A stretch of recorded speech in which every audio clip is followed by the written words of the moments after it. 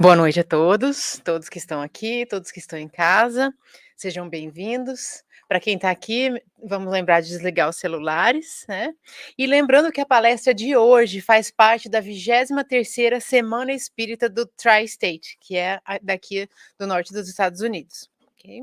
A leitura de hoje, então, será do livro Fonte Viva. Pai Nosso. Pai Nosso, Jesus em Mateus. A grandeza da prece dominical nunca será devidamente compreendida por nós que recebemos as lições divinas. Cada palavra dentro dela tem a fulguração de sublime luz. De início, o Mestre Divino lança-lhe os fundamentos em Deus, ensinando que o Supremo Doador da vida deve constituir para nós todos o princípio e a finalidade de nossas tarefas. Necessário começar e continuar em Deus, associando nossos impulsos ao plano divino, a fim de que nosso trabalho não se perca no movimento ruinoso ou inútil. O Espírito Universal do Pai há de presidir-nos o mais humilde esforço na ação de pensar em falar, ensinar e fazer. Em seguida, com um simples pronome possessivo, o Mestre exalta a comunidade. Depois de Deus, a comunidade será o tema fundamental de nossas vidas. Compreenderemos as necessidades e as aflições, os males e as lutas de todos os que nos cercam, ou estaremos segregados no egoísmo primitivista.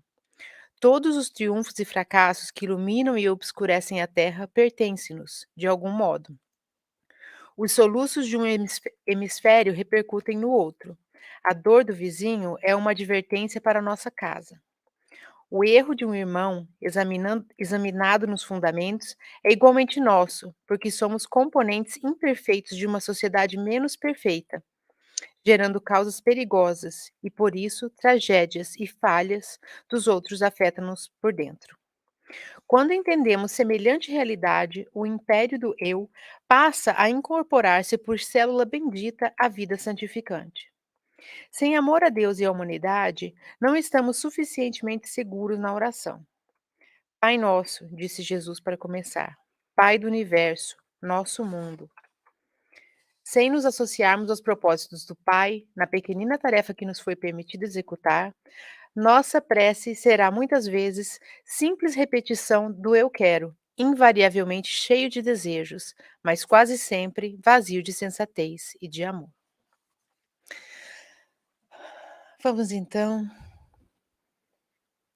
agradecer a Jesus por mais um dia de reunião entre amigos, entre irmãos, focados no mesmo objetivo, de aprender, de melhorar. Muito obrigada, Jesus, por esta casa que nos acolhe. Obrigado por esta oportunidade de aqui estarmos. Olha, Senhor, pela nossa amiga, palestrante da noite, que ela possa ser um instrumento da Tua vontade, trazendo até nós a Sua palavra, que é o caminho. Olha por todos nós, hoje e sempre, Jesus. Que assim seja. E a palestra de hoje é Prece por Alguém em Aflição, com a Merely Lopes. Bem-vinda. Boa noite a todos, muito obrigada por mais uma vez poder estar aqui falando. E hoje nós estamos, celebrando ou participando da 23ª Semana Espírita da Federação do Tri-State. E é uma bênção podermos estar aqui. A gente pede realmente a inspiração de Jesus para todos nós nesse momento. Essa Semana Espírita começou sendo a Semana de Nova York, a Norma e a Mara faziam. E aí depois a federação, quando se juntou, que são os 3 estados, Connecticut, e o A Caminho da Luz participa, Nova York e New Jersey participando, Nova Jersey também, Nova York e Nova Jersey, participando também. E é uma benção a gente poder estar com os centros reunidos. E o tema desse ano da Semana Espírita é a terceira revelação. E a gente quer falar um pouquinho, dessa terceira revelação antes de começarmos a falar da prece para as pessoas, que estão em aflição. Mas Claro que nós vamos falar da terceira revelação, nós precisamos falar da primeira e da segunda, não tem como, né, a gente começar a falar, porque a terceira revelação é essa, e a primeira? A primeira revelação, como sabemos, né, é Moisés. Moisés vem então trazendo para todos nós essa revelação de que Deus era um só. Os povos na época não acreditavam em vários deuses, seguiam várias coisas, mas Moisés então vai dizer: há um Deus único. E é esse Deus que nós temos que reverenciar, que nós temos que, né, orar a Ele, esse Deus. Então Moisés vem e explica essa parte. A segunda revelação, então, vem com Jesus, Jesus, o Cristo, aquele que já viria, né, o prometido, esse Cristo que viria falar conosco. Moisés, então, abre caminho para o Cristo vir, né, que é a mensagem principal. Sim, Deus é um só, mas agora Jesus vai dizer mais, ele é Pai. Ele não é vingativo, ele não está aqui para castigar ninguém, ele é aquele pai amoroso que olha por todos os filhos. Moisés também dizia o quê? Ah, esse Deus único olha pelo nosso povo, né? Era um entendimento daquela época. Jesus vai dizer: "Não, ele olha por todos os povos", né, esse Deus então. E Jesus diz mais quando vem nessa segunda revelação, ele vem dizer: "Amai a Deus sobre todas as coisas e o vosso próximo como a vós mesmos. Nisto estão toda a lei e os profetas". Olha que revelação imensa. Se nós seguíssemos então, que acaba sendo, né, os primeiros mandamentos que Moisés também ensinou, pronto, a gente já saberia fazer. Se nós conseguirmos fazer isso, pronto, a gente sabe viver muito bem, vamos estar desenvolvendo tudo. É só amar a Deus sobre todas as coisas e o próximo como amamos a nós mesmos, né? O Cristo também acrescentou algumas revelações da vida futura. Ele falou um pouco dessa vida futura, né? Vou preparar moradas. Ele fala também das penas de recompensas que aguardam o homem depois da morte. Jesus começa a falar sobre isso. Mas Jesus vai dizer que não teve tempo para falar tudo, ou o povo não estava preparado. Nós, naquela época, né? Parece assim, aquelas pessoas daquela época. Não, nós encarnados naquela época não estávamos aptos a entender, compreender tudo que Jesus tinha para dizer. Então ele diz: Jesus falando aos discípulos, eu rogarei ao Pai, e ele vos dará outro consolador, para que fique convosco para sempre. Agora, essa terceira revelação, esse consolador prometido, não ficaria por um tempo, ficaria para sempre. Mas o consolador, o Espírito Santo, que o Pai enviará em meu nome, esse vos ensinará todas as coisas e vos fará lembrar de tudo quanto vos tenho dito. Então, esse Consolador vem para relembrar o que Jesus falou, para relembrar o que Moisés falou e também para ensinar, explicar um pouco melhor o que era ser dito. Então vem a terceira revelação. No começo, quando eu ouvia isso, qual é a terceira revelação? O Espiritismo. Eu não conseguia entender. Eu falava, mas espera aí, como que o Espiritismo vai se espalhar pelo mundo inteiro? Como que então essa terceira revelação vai ficar só nesse pouquinho ou vai espalhar? Vai ter que ter um missionário aqui para vir espalhar o espiritismo para todos. Não, quando nós começamos a entender a doutrina, nós começamos a compreender que o espiritismo, ele é essa revelação, essa terceira revelação, é esse espírito, né, que vem nos falar, não é um homem mais, são vários espíritos. É a espiritualidade superior vindo falar a todos os homens, independente da religião que essas pessoas sigam. Claro, temos o livro do Espírito, temos o Espiritismo, e quando nós vamos ver lá, né, no final do Livro dos Espíritos, o primeiro, no final do Prolegômenos, né, que é a introdução dos espíritos. Kardec começa o Livro dos Espíritos com a introdução dele, e depois, então, nós temos a introdução dos espíritos, que se chama Prolegômeno. E quem assina essa introdução, e eu tenho certeza que todo mundo já viu e a gente fica deslumbrado, né? João Evangelista, Santo Agostinho, São Vicente de Paulo, São Luís, o Espírito de Verdade, Sócrates, Platão, Benjamin Franklin. Benjamin Franklin era daqui, né, gente? Você fala, tá. E eles colocam ainda etc, e etc, de tantos espíritos que vêm trazer essa boa nova. Então, o espiritismo, longe de negar ou destruir o evangelho, vem ao contrário, confirmar, explicar e desenvolver tudo o que Jesus já tinha dito. Esse é o papel do espiritismo. Ele não precisa, nós não precisamos distribuir o espiritismo. Ah, então o espiritismo vai ser, todo mundo vai acreditar em espiritismo? Não. Mas todo mundo vai acreditar um dia em todos esses ensinamentos que já contém o espiritismo, como, por exemplo, reencarnação. A reencarnação não é porque uma religião não acredita que ela não vai reencarnar, que as pessoas que estão naquela religião não vão reencarnar. Já pensou? Ah, não, eu sou de uma religião, não acredito mesmo em reencarnação. E eu não vou reencarnar. Não funciona assim. A reencarnação é uma realidade, não é só do espiritismo. Mas para quem não entende, essa espiritualidade trabalhando no mundo inteiro, um dia eles vão compreender com outro nome, né, mas vão compreender que desencarnamos e reencarnamos. E é essa terceira revelação, né, esse entendimento é o que os espíritos elevados veem. Ivone Pereira tem um livro que ela chama As Três Revelações. E ela diz assim: ela vai falando várias coisas que a doutrina espírita vem trazer.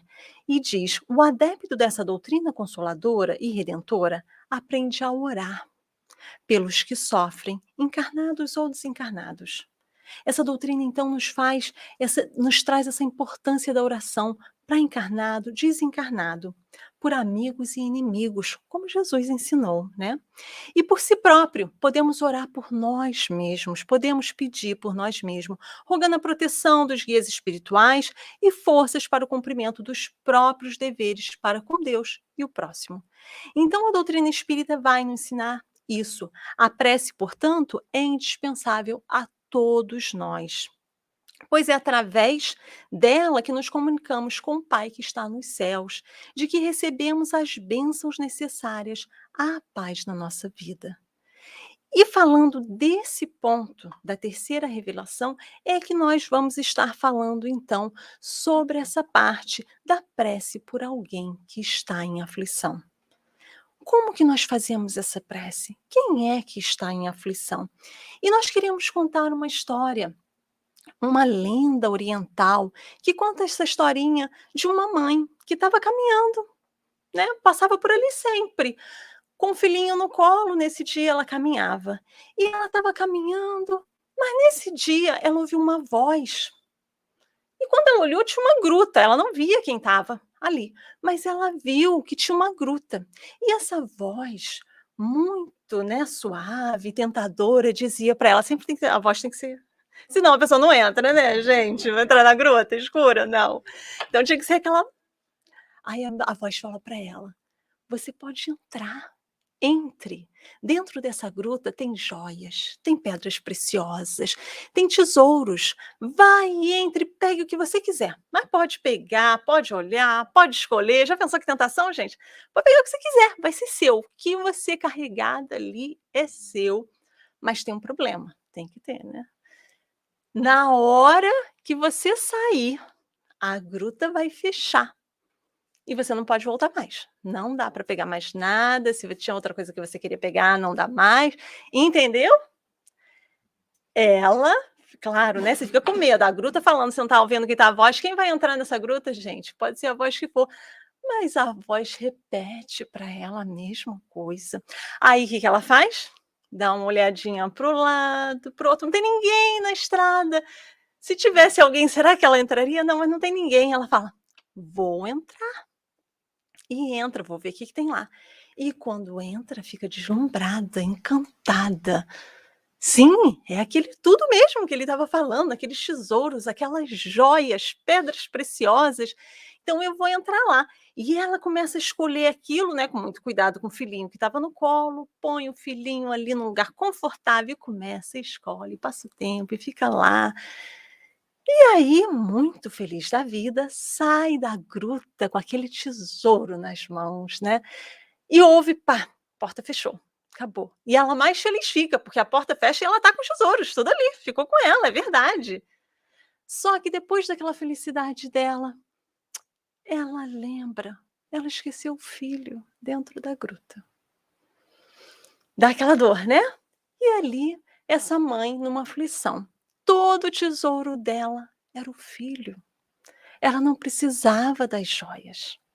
Agora a aflição que ela traz para ela naquele momento, aquele desespero. Será que nós faríamos oração para essa pessoa? Prece por alguém que está em aflição. Eu acho que não deve ter um desespero maior do que perder um filho, né. Mas será que a gente julgaria e falaria: "Ah, mas ela deixou o filho lá, né, ela escolheu, como que ela esqueceu do filho dela?".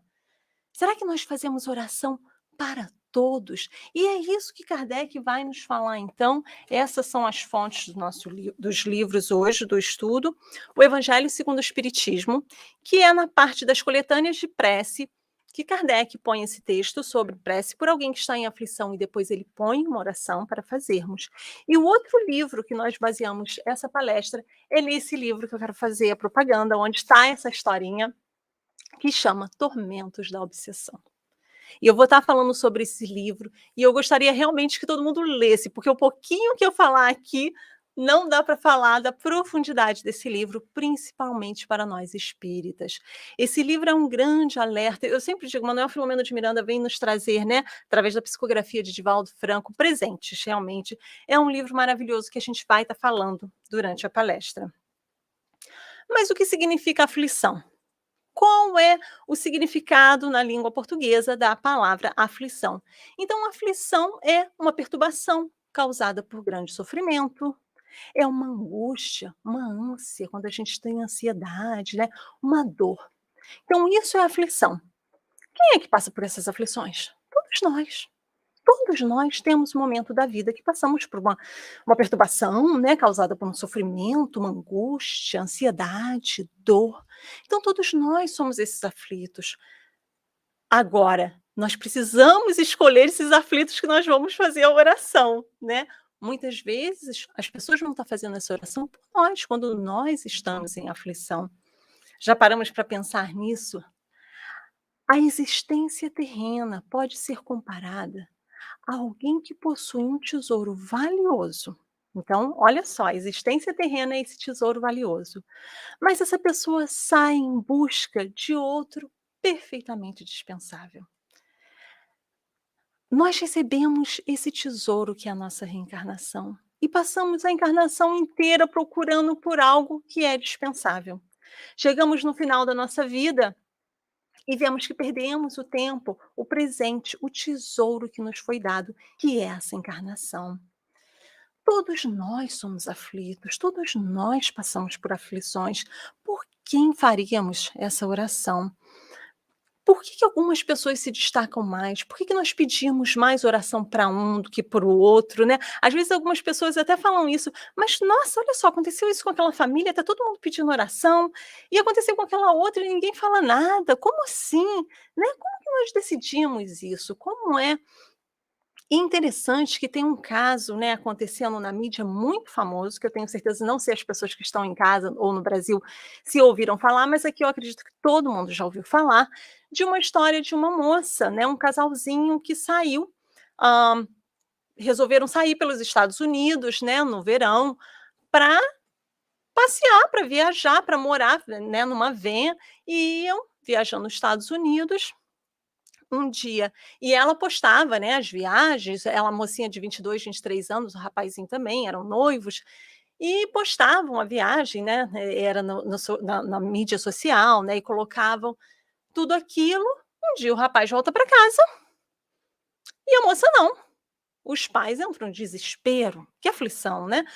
Os pais entram em desespero: "Cadê minha filha? Cadê minha filha?". Chama a polícia, o FBI, aciona todo mundo e o caso é essa sensação, né, que todo mundo fala, todo mundo quer uma resposta.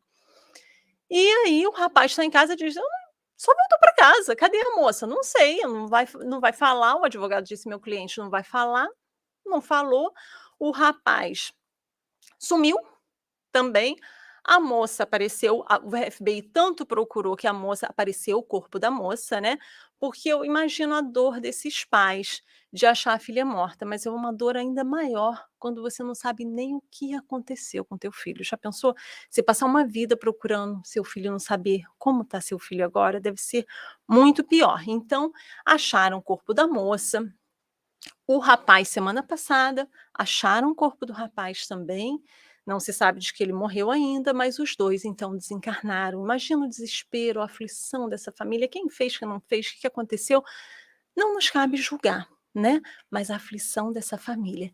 Mas o nosso ponto aqui é que, com essa história toda, se abriu uma outra discussão, que foi várias mães e pais e familiares vieram perguntar: "Os meus filhos que desapareceram, o FBI não está procurando. Cadê os meus filhos?", né, e vários pais e várias pessoas começaram a postar, e se criou uma grande polêmica, uma grande discussão que é importante ser feita. Algumas pessoas disseram porque a menina era loirinha, rica, bonita, estava né, fazendo ali o sucesso dela na internet. Será que por isso que ela foi procurada? Porque tem muitas pessoas dizem que por dia desaparece. Meninas, meninos, adultos, desaparece pessoas nesse país só que a gente está falando, que nunca mais tem notícia. Imagina para esses pais: "Ah, o FBI achou daquele. Como? Cadê o meu? Né? Eu quero saber do meu filho". Então, imagina que desespero desses pais. Mas essa conversa é importante para termos. O que faz um se destacar mais do que o outro? Por que que a polícia e o FBI não está empenhado em todos os casos? O que que acontece nisso? E a mesma coisa vem para a gente com essa aflição. Por que que nós achamos que uns são mais aflitos do que os outros? Não somos todos nós aflitos, não todos nós não passamos por dores, por momentos difíceis em nossas vidas. Então é uma coisa que nós precisamos realmente refletir, né, sem julgar por que que alguém passa por uma dor ou: "Ah, não, aquela dor ali foi a pessoa mesmo que causou". Muita falta faz a palavra de Jesus no coração e na mente das criaturas humanas. Em ambos os lados da vida, nós estamos carentes de Jesus, né, tá fazendo falta, o mundo está sentindo a falta de Jesus, de ter Jesus em nossos corações, não é só na boca, da boca para fora, mas sentir Jesus, porque as aflições estão aqui, e se nós não sentirmos Jesus, a gente vai continuar sofrendo mais. Jesus alivia todos aqueles que o buscam sob o pesado fardo das aflições. Entretanto, é necessário que a dívida moral contraída com a vida seja resgatada até o último centavo, quando então o devedor se sentirá equilibrado.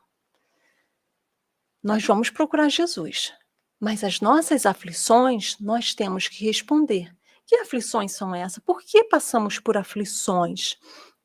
E Kardec vai falar no Evangelho segundo o Espiritismo: se é conveniente ao aflito que a sua prova prossiga, o nosso pedido não abreviará. Então, aquela pessoa precisa passar pela prova que vai passar. Nós estamos em oração por essa pessoa, mas não vai ser abreviado. Aí a gente pode perguntar: "Mas por que que eu vou fazer essa oração então, se não vai nem ser abreviado o que ele passa?". Mas Kardec diz: seria falta de piedade o abandonarmos, alegando que a nossa prece não será ouvida. "Ah, mas a pessoa já tem que sofrer aquilo mesmo, para que que eu vou gastar a minha oração?". Não, seria falta de piedade. E piedade teve Eurípides Barçanufo quando fundou o Hospital Esperança, que é a história desse livro, que, como eu disse, eu vou estar falando sobre ele, Tormentos da Obsessão, para quem não consegue ver de casa. Manuel Filomeno de Miranda passa um mês nesse hospital.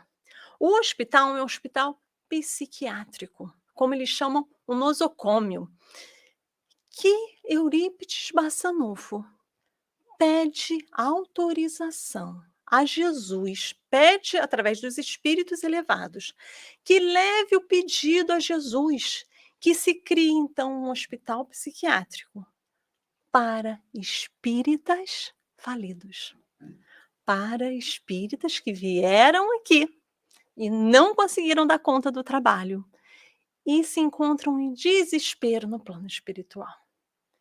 Eurípides Barçanufo teve tanta piedade, porque a aflição dessas pessoas são imensas, mas ele está lá auxiliando. Jesus autoriza, Jesus autoriza. E Santo Agostinho vai ser, então, o intermediário. Sempre que Eurípides Barçanufo, então, precisar conversar alguma coisa com Jesus, Santo Agostinho vai levar até Jesus o pedido e vai voltar. Vocês já pensaram, gente, o que é esse hospital? Sim, já tem Eurípides Barçanufo, né? Isso para espíritas. Aí, mas para auxiliar nesse hospital tem vários trabalhadores, mas de vez em quando vem gente lá para passear, para dar palestras, seminários, né, para trabalhar. Tem ali, quem já passou por ali para auxiliar? Pinel, Felipe Pinel, né, que nós conhecemos como trabalhador nessa área psiquiátrica quando encarnado, Mesmer, Freud, Jung, entre outros. Bezerra de Menezes trabalha lá direto.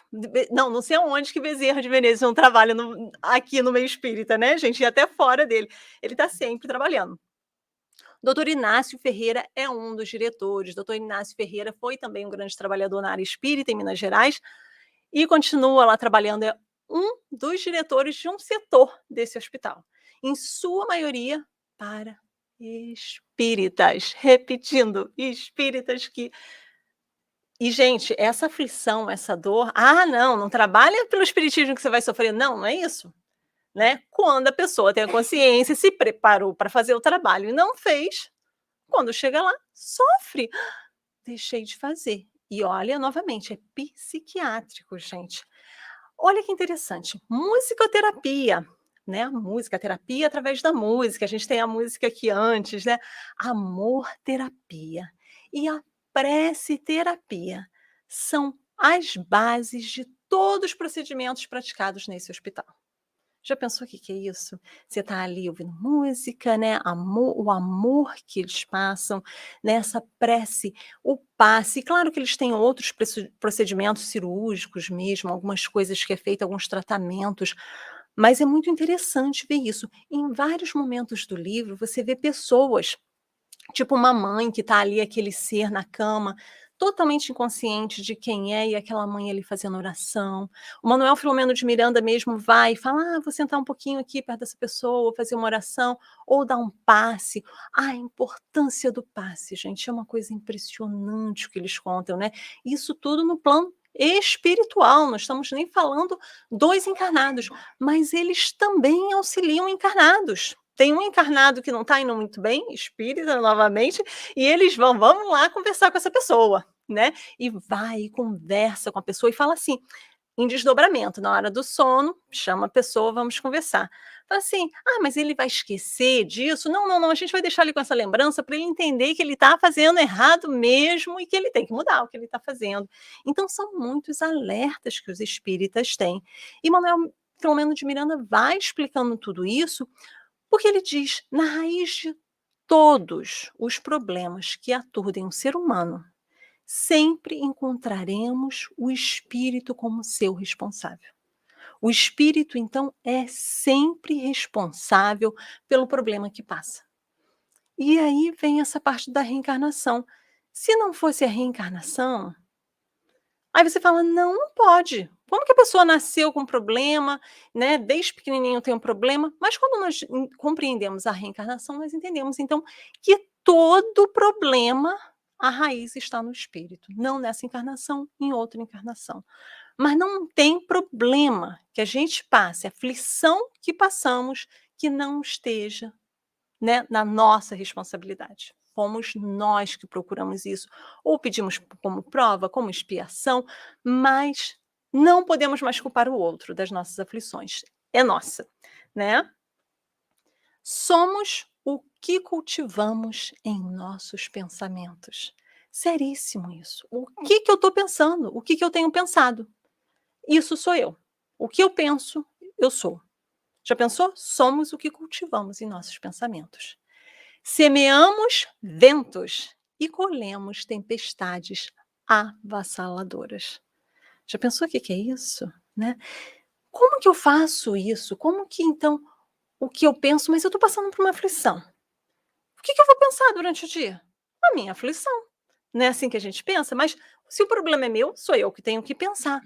Não, nós precisamos substituir esse pensamento. Eu estou com uma aflição, mas na hora que eu começo a ver a aflição do outro, a minha aflição parece que diminui, né? Muitas vezes isso acontece. Quando a gente começa a ver o problema do outro, o meu vai ficando tão menor, tão menor, tão menor.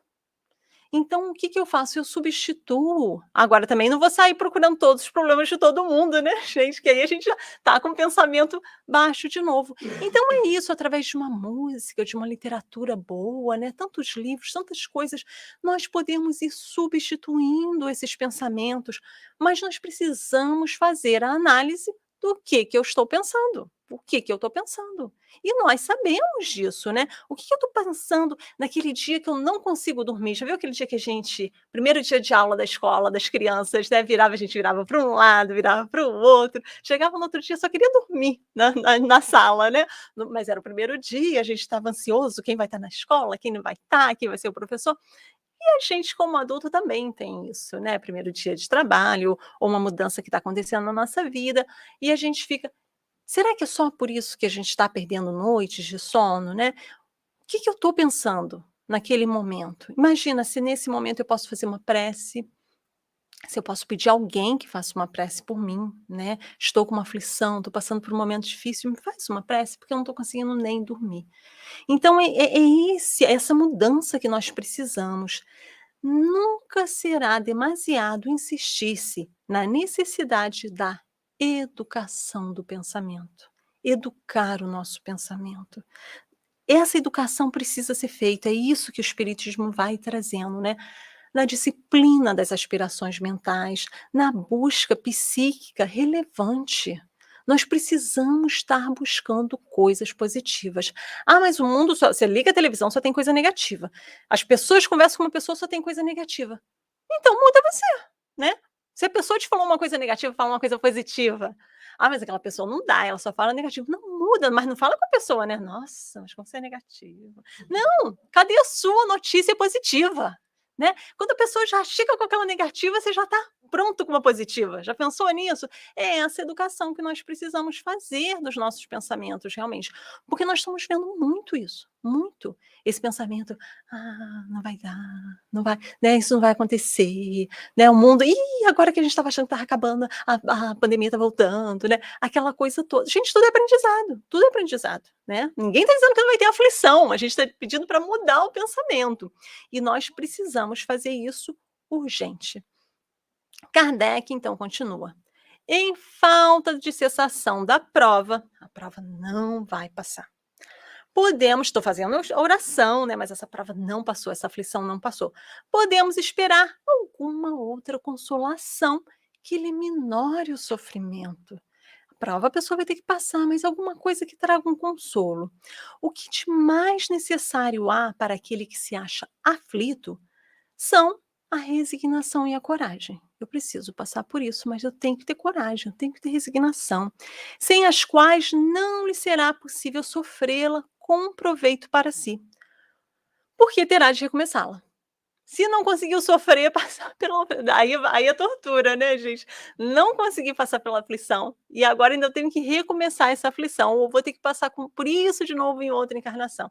Aí parece castigo mesmo, né, não. Então que a gente tenha resignação e coragem para passar por isso. Tem uma historinha que eu estava lendo, esse livro é um livro não espírita, que chama Raven Point, da Virginia Home, e é um livro de ficção. Mas chega um momento da história que essa moça, essa mulher, ela tem 3 filhos, e o filho mais novo, e claro que vem uma tragédia aqui, tá, gente, porque não tem como, né, aflição, lembra? Não vai ser boa a história. Essa não, e eu lendo aquilo chorando, chorando, então já deu para saber que o negócio é triste. Ela tá lá nesse lugar que chama Raven Point, essa cidadezinha super elegante, né, e ela tem essa casa de praia, perto da praia, os filhos lá, tudo bem, maravilhosos. Um menino de 17 anos bate a cabeça numa pedra perto do mar, um rochedo, e vai para o hospital. E aquela mãe desesperada chega lá para ver o que aconteceu com o filho, né, um acidente, caiu, bateu a cabeça, e vai, os médicos falam: "A gente vai fazer uma cirurgia, porque está inchando muito a cabeça, nã-nã-nã", e o menino não resiste a essa cirurgia, né, desencarna então. E aí quando a gente ouve isso, quando a gente é mãe, dá aquele dói, né. Aí desencarna o rapaz e chega o dia do enterro, que vai ter lá o velório, ela precisa ir, e essa mãe diz: "Eu não sei como eu vou fazer para ir, eu não sei como eu vou me despedir do meu filho, não tem como, eu não tenho força para ir". E ela fala isso para o marido diz: "Vamos, eu te dou a mão e nós vamos juntos, nós vamos passar por isso juntos". E ela sai, como o lugar é pequeno, eles vão a pé mesmo, né, para o lugar que está acontecendo o velório, ela vai a pé.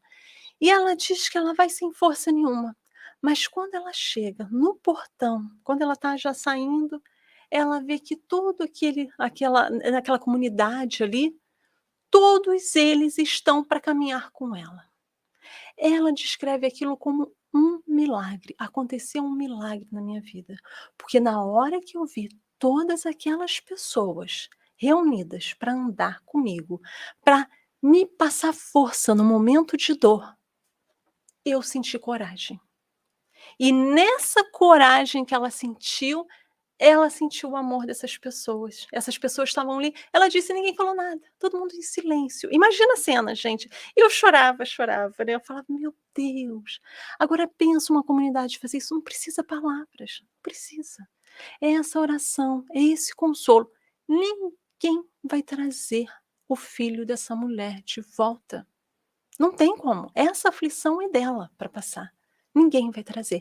Mas fazer isso, você tá ali junto, eu tô aqui para você, eu vou te dar o apoio que você precisa.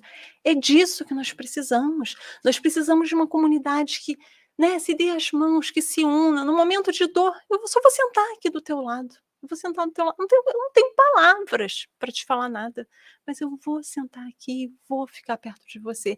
E ela descreve isso então como esse milagre que aconteceu na vida dela. A partir daquilo, claro, é dificílimo passar por isso, mas ela consegue passar.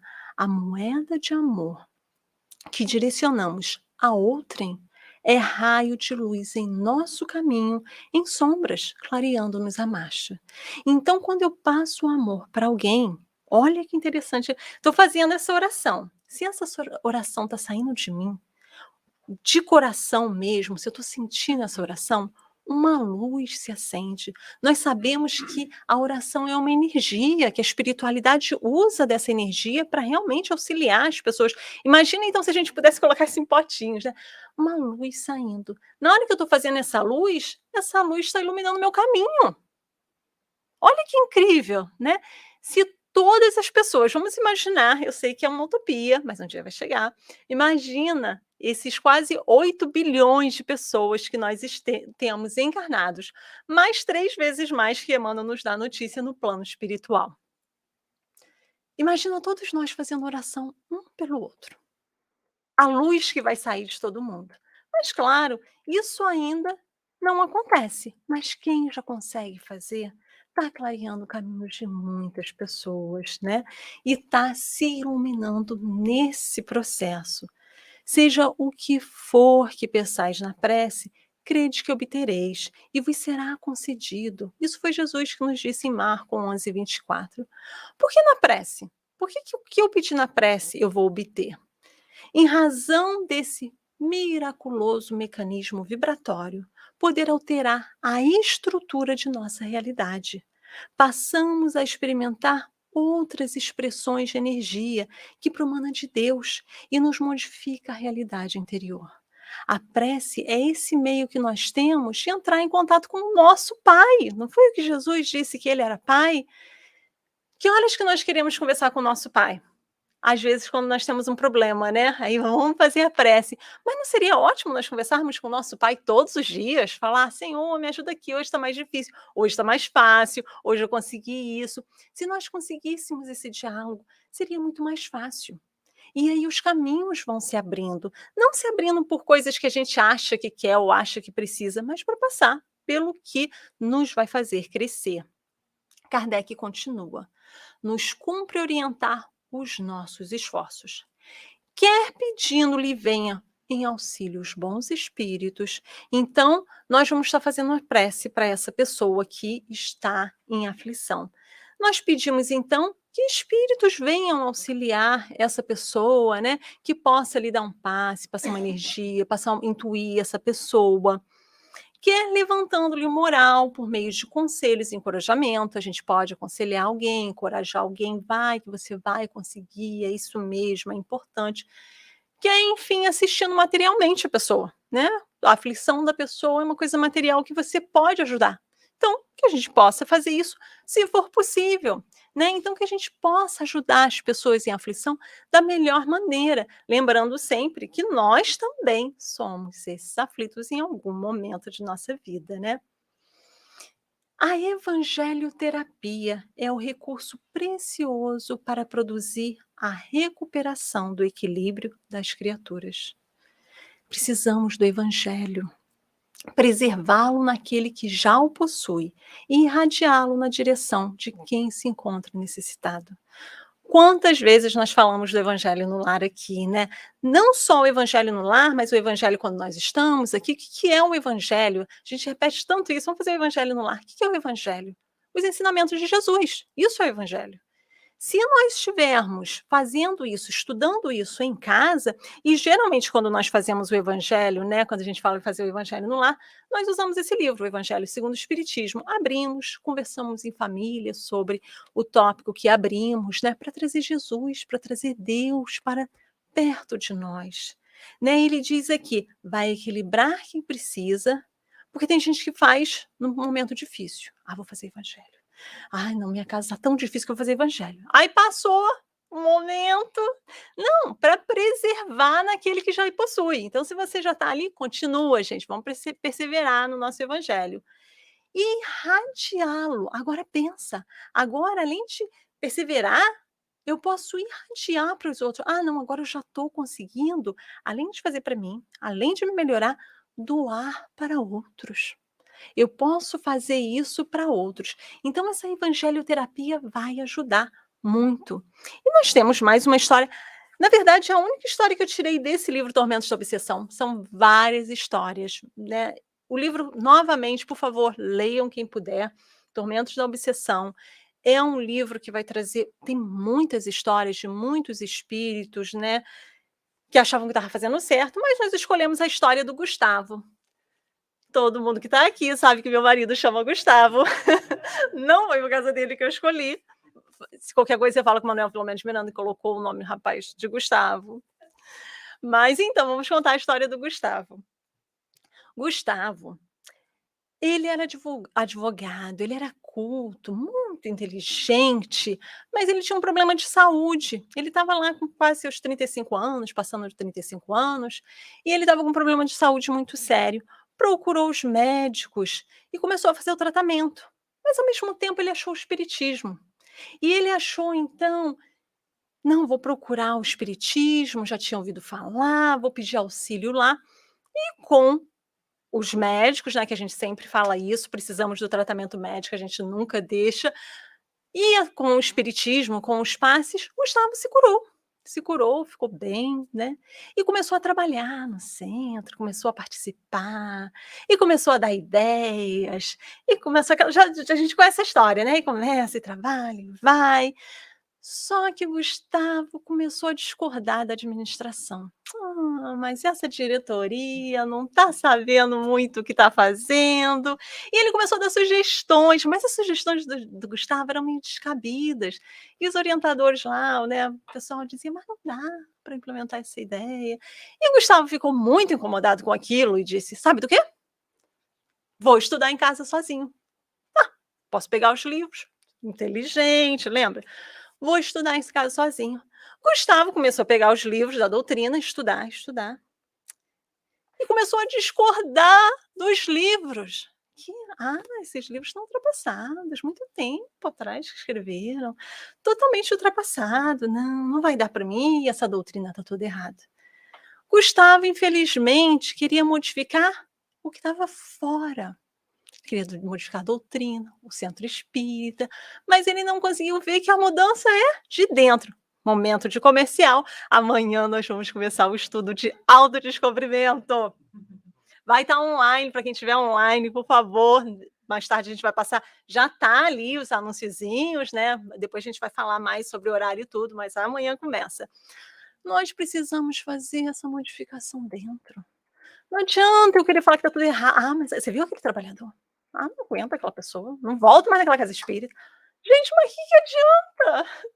É que está dentro, aí a gente modifica o que está dentro, né. Mas Gustavo não conseguiu, saiu, parou, não. E aí os filhos dele foram crescendo, a esposa, ninguém falava de Deus, não tinha orientação nenhuma religiosa dentro do lar, e assim foi essa família, foi ficando, os anos foram passando, e Gustavo agora já bem mais velho, teve um câncer. E o câncer dele já estava, né, bem desenvolvido, ele estava com câncer, e ele lembrou da casa espírita, de quando o espiritismo auxiliou, de quando ele melhorou da doença dele. E Gustavo então fala: "Sabe o quê? Vou ligar para aqueles companheiros, ver que se eles estão lá na casa espírita ainda", e as pessoas estavam. E as pessoas disseram para ele: "Não, nós vamos, nós fazemos". Ele pediu passe, ele pediu o evangelho, e as pessoas disseram: "Sim, nós vamos fazer". Gustavo já não podia mais ir na casa espírita de tão debilitado, então esses irmãos começaram a ir na casa dele, fazer o evangelho, mas como a gente disse, o estado dele já estava muito avançado, e Gustavo desencarna, assim, nesse estado de perturbação, sem ter feito o que precisava ter sido feito para usar, desenvolver essa inteligência dele, o planejamento que ele tinha feito para trabalhar no espiritismo. E ele então desencarna muito perturbado e não repara que desencarnou. Fica dentro de casa, incomodando. Nós sabemos, né, infelizmente, que espíritos que estão nesse estado de perturbação, essa energia é muito deletéria e acaba atingir os filhos, a esposa, e a esposa percebia aquela situação que estava muito ruim, né, a energia da casa, e ela lembra dos companheiros da casa espírita, da época que Gustavo participava do centro espírita, e quando ela lembra disso, ela diz: "Ah, não, espera aí, eles ajudaram, esses irmãos ajudaram, o espiritismo deve ter alguma coisa boa, porque quando Gustavo estava no espiritismo, ele falava bem, e ela tinha uma vaga lembrança daquilo. E quando ele ficou doente, agora eles vieram aqui, deram passe, né, e conversavam com ele", e ela entrou em oração. Começou a fazer oração, o mentor dela, né, que todo mundo tem mentor, acreditando ou não, novamente, né, não é só do espiritismo, o mentor a inspira: "Liga para o pessoal do centro espírita, fala para eles virem". Novamente aquela equipe vai na casa, né, de Gustavo, ali, da esposa dele, e começa a fazer o evangelho no lar com aquela família.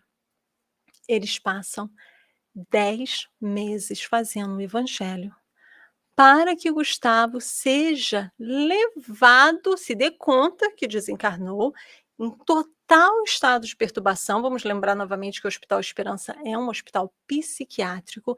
Ele vai então ser atendido lá nesse hospital. Ele é transferido então por causa dessas orações, e nós vemos muitas pessoas chegarem na casa espírita e falar: "Eu preciso do evangelho no lar, eu preciso de uma orientação". Vem uma semana, 2 semanas, para. Foram 10 meses, só para começar, não é que começou, só para transferir, não, ele nem está sendo tratado ainda. Então, é um processo lento, né, processo que às vezes demora encarnações, e nós pensamos que não, vai ser rápido, e quantas pessoas falam: "Ai, agora eu estou me sentindo bem melhor", e deixa o centro. Não, é um processo lento que é trabalhando dentro de nós mesmos. Mas olha que impressionante, essa esposa que nunca nem teve contato com o espiritismo, só de ter visto que ele foi auxiliado, lembrou e recebeu o auxílio ainda assim. Olha que bênção, né, ela poder então fazer isso. E esses irmãos que nunca guardaram rancor de Gustavo, na hora que chamou: "Vamos lá", né. Então quando alguém ora, torna-se um dínamo gerador de forças, né, nós criamos essa força a emitir ondas de teor correspondente à qualidade da energia assimilada. Então, o que eu estiver vibrando vai chegar. Se eu estou vibrando com muito amor, vai chegar a pessoa e vai curar, e vai realmente, né, as pessoas vão melhorar, de incomparável resultado terapêutico. A oração é também ponte para com a divindade, na qual se aure coragem e bem-estar. É isso que nós estamos falando, é disso que nós precisamos, é dessa coragem, é desse bem-estar para seguirmos. Não é: "Senhor, me tira todas as provas que eu não quero prova". Não, não tem, né. Até a pessoa que fica parada o tempo todo, ela nossa, que aflição, deve ser uma aflição mesmo, né, ficar parado o dia inteiro, gente, não dá. Então, realmente, isso já é uma aflição. Então a gente precisa coragem para seguir trabalhando, para seguir fazendo, né, é importante isso. E Kardec fala: a prece pode também ter efeito direto, dirigindo sobre a pessoa por quem é feita uma corrente fluídica com o intento de lhe fortalecer o moral. Nós vamos ver isso. Essa prece pode realmente auxiliar a pessoa, como a gente fala no Gustavo, no começo ali da primeira doença dele, ele foi curado realmente.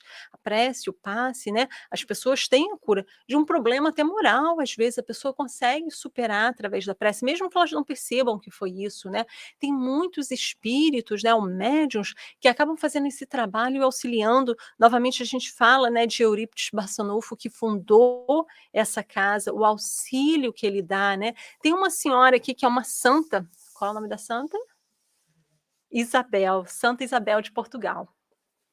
Ela é um ser de luz que vai passando nas regiões umbralinas, nas regiões ainda mais densas, para resgatar espíritos, para levar para esse hospital.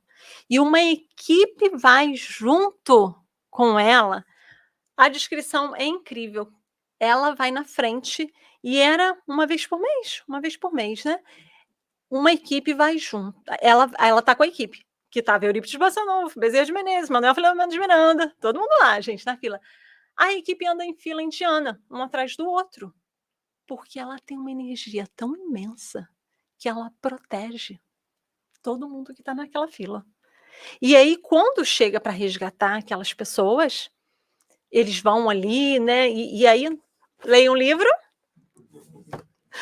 e é uma coisa impressionante de ver a hierarquia deles, né, porque e ela continua fazendo esse trabalho, e tem uma explicação por que que ela continua fazendo esse trabalho, e aí quando resgata, vai para esse hospital. Imagina quantos hospitais também não tem outros, né, porque no caso aqui, Manuel Filomeno de Miranda está passando um mês nesse hospital, em uma parte do hospital. E claro, no hospital também tem ele está dentro do hospital. Mas tem na hora que ele está lá para se despedir, ele conta que ele vê uma escola, escola Allan Kardec, tem as outras partes, né, que ele não viu, porque era uma colônia. Como o André Luiz que vai em Nosso Lar e vai por todos os lugares, a Manuel Filomeno de Miranda ficou especificamente na parte do hospital, mas a colônia é maior do que isso, né, e ele fica deslumbrado. Novamente, Tormentos da Obsessão. Um nome que eu não acho muito, assim, animador, né. Vamos ler um livro chamado Tormentos da Obsessão, mas eles sabem porque fizeram isso, né. Então, realmente, gente, a prece tem esse efeito de melhora mesmo, de resgate mesmo. A gente pode fazer, né, para todos. O indivíduo que ama a retidão de princípios, mesmo quando maltratado pela persistência dos irmãos desajustados e perversos de ambos os planos, não se deixa afetar. Pode experimentar alguma aflição. A gente vai ver isso, a gente pode falar isso quando a gente começa o evangelho no lar. "Mas tentei começar o evangelho no lar, mas sempre acontece alguma coisa, ou a família briga, ou chega alguém, e acontece, eu perco a hora, eu não sei", e vai acontecendo as coisas. Por quê? Porque tem esses irmãos, né, querendo tirar dos 2 planos da vida. Núbia começando o estudo amanhã e a equipe que vai começar o estudo amanhã, tem isso, mas tem que persistir, né, saber que o trabalho é importante, né, nós vamos ter aflições, pode experimentar alguma aflição. Na oração, no prazer do serviço que realiza, nas leituras edificantes e na consciência pacificanda, pega essa força, né. "Não, eu estou fazendo o meu melhor, eu estou dando o melhor de mim". Nós não vamos ser esses espíritos tão elevados, mas nós já estamos fazendo a nossa parte, o trabalho que nós estamos fazendo, e isso é importante. Somos células pulsantes do organismo universal. E quando alguém está enfermo, debilitado, detido no cárcere do desconhecimento, o seu estado se reflete no conjunto, solicitando cooperação. Nós fazemos parte de um organismo vivo. Não adianta eu falar: "Eu vou orar só pelo meu lar. Eu vou orar só para quê? Só para as pessoas que estão aqui". Não, porque é um organismo, é um conjunto, o planeta todo é um conjunto. Como que você pega um organismo e fala: "Vou tratar, né, vou tratar só das minhas mãos, vou embelezar minhas mãos todo dia e deixar o resto do corpo"? A mão morre junto, né. Então não tem como. É isso, ele está falando, o conjunto, né, tudo reflete no conjunto. "Ah, mas todo o conjunto está bem? Todo mundo já está fazendo oração?" Não, mas se nós já conseguimos fazer, é a nossa parte, nós precisamos fortalecer essa parte. Nós não podemos deixar é o planeta todo. "Ah, mas como é que eu vou orar pelo planeta todo?" Vamos orar pelo planeta todo, vibrar pelo planeta todo, vibrar amor, fazer essa educação do pensamento que estamos tanto precisamos, né. E Kardec, então, nos deixa com uma oração para os aflitos. A nossa oração pode ser feita, algumas pessoas acham que a gente precisa orar quando está no escuro ou está em silêncio. Não, a gente pode estar aqui, pode estar: "Senhor, abençoe tal pessoa", principalmente aqui, né, abençoe a pessoa que está em casa, uma pessoa que eu sei que está em aflição, nós podemos fazer essa oração. E a oração tem que vir do coração, não são as palavras. Mas Kardec nos dá um exemplo, então, para fazer para essa pessoa que pensamos. E se alguém quiser, né, pensar nessa pessoa agora e tá, né, na consciência e repetindo essa oração: "Meu Deus de infinita bondade, dignai-vos, abrande a amargura da situação, se assim for de vossa vontade. Bons espíritos, em nome de Deus Todo-Poderoso, eu vos peço assistência para as suas aflições. Se no seu próprio benefício as suas aflições não podem ser diminuídas, fazei-lhe compreender que elas são necessárias ao seu adiantamento. Dai-lhe a confiança em Deus e no futuro, que as tornará menos amarga. Dai-lhe também a força de não sucumbir ao desespero, que lhe faria perder os benefícios e tornaria a sua situação futura ainda mais penosa. Revertei o meu pensamento para ele, ou ela, né? E que eu possa ajudá-lo a sustentar com a coragem necessária. Que assim seja.